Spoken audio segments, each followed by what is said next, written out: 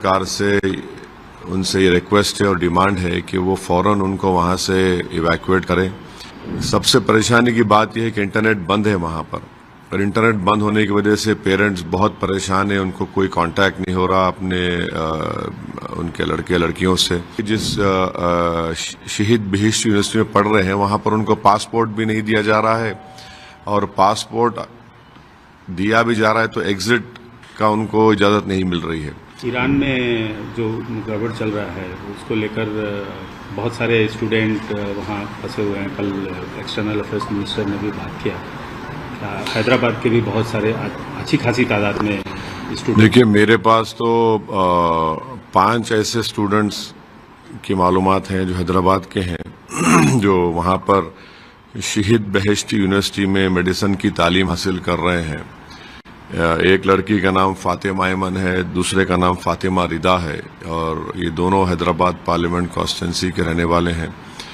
और सौों की तादाद में भारत के स्टूडेंट्स ईरान में पढ़ रहे हैं, और इसमें सबसे बड़ी तादाद तो कश्मीरी नौजवान बच्चे और बच्चियों की है।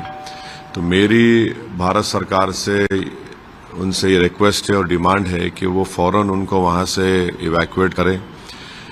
सबसे परेशानी की बात यह है कि इंटरनेट बंद है वहां पर, और इंटरनेट बंद होने की वजह से पेरेंट्स बहुत परेशान है, उनको कोई कांटेक्ट नहीं हो रहा अपने उनके लड़के लड़कियों से।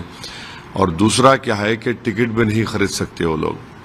और तीसरी अहम बात यह है कि इनके पास इतना पैसा भी नहीं है कि टिकट खरीद कर फ्लाइट से वहां से निकले। और चौथी बात यह है कि जिस शहीद बहिश्त यूनिवर्सिटी में पढ़ रहे हैं वहां पर उनको पासपोर्ट भी नहीं दिया जा रहा है, और पासपोर्ट दिया भी जा रहा है तो एग्जिट का उनको इजाजत नहीं मिल रही है। तो इसमें बहुत ज़रूरी है कि मिनिस्टर ऑफ एक्सटर्नल अफेयर्स और ख़ास तौर से हमारे एक्सटर्नल अफेयर्स मिनिस्टर जनाब जयशंकर साहब, फॉरेन सेक्रेटरी फौरन कुछ प्लान बनाकर वहाँ से भारत के इन नौजवान लड़के लड़कियों को इवैक्यूएट करे, क्योंकि मीडिया में जो आ रहा है हालात वहाँ पर ख़राब हैं।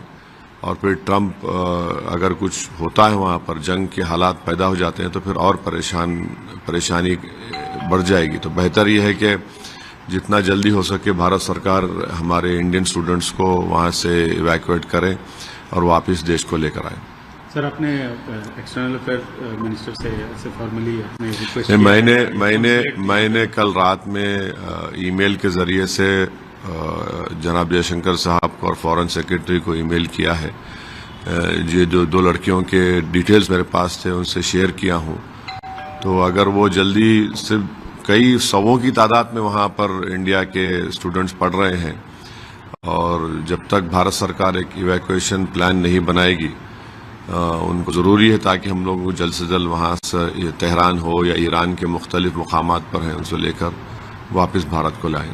तो हम ये उम्मीद करते हैं कि महाराष्ट्र में जो म्यूनसिपल कॉरपोरेशन के इलेक्शन हो रहे हैं, महाराष्ट्र की जनता उसमें आगे बढ़कर अपने वोट का इस्तेमाल करे, और ये एक अच्छा मौका आपको मिलता है कि अपनी पसंद नापसंद का इज़हार करें। हमने तो अपनी इलेक्शन कैंपेन पूरे बिहार से, हैदराबाद से, दिल्ली से सब लोग आए, मेहनत किए, और हमको अच्छा रिस्पांस मिला। हमको उम्मीद है कि इंशाअल्लाह अच्छा नतीजा आएगा। मगर आज क्योंकि एक मतदान का दिन है, वोट डालने का दिन है, हम उम्मीद करते हैं कि सब लोग निकल कर वोट डालेंगे।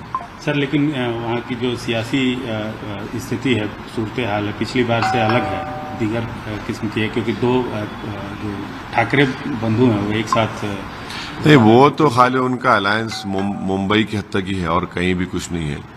अब वो देखना है मगर क्या होगा। बट जहाँ हम अपनी पार्टी की बात कर सकते हैं, हमको यकीन है कि पहले से बेहतर हमारा इंशाल्लाह परफॉर्मेंस होगा, क्योंकि हम लोग जहाँ जहाँ गए, पदयात्राएं की, जनसभाएं की, जलसे हुए, वहाँ के जिम्मेदार लोगों से मुलाकात हुई, और हमारे महाराष्ट्र के प्रेसिडेंट जनाब इम्तियाज जलील साहब की लीडरशिप में सब लोगों ने बड़ा यूनाइटेड तरीके से काम किया है, तो अच्छा रिजल्ट आएगा।